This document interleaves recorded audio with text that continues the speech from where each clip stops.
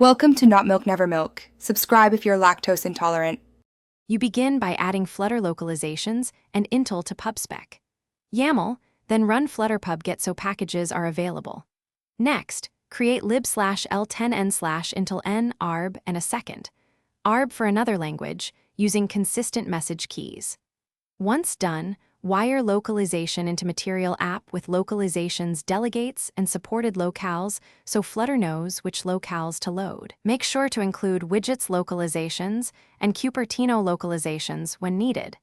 These steps let the app present text in multiple languages. You run Flutter gen l10n to generate the app localizations Dart file or configure the tool in PubSpec. YAML for automatic generation. Then import the generated class and replace hard-coded strings with app localizations.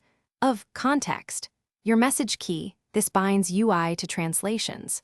For dynamic text use Intel, message with placeholders and apply plural or gender rules where needed.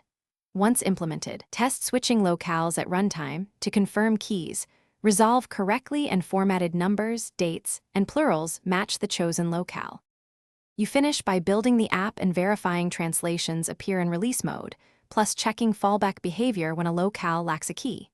Make sure arb keys remain stable. Any renaming requires regenerating localization files.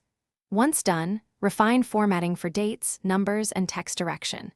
If things go wrong, first check localization delegates, supported locales, and that app localizations. Of context is available in the widget tree. Mismatched key names or missing delegates are the most common causes and are easy to fix.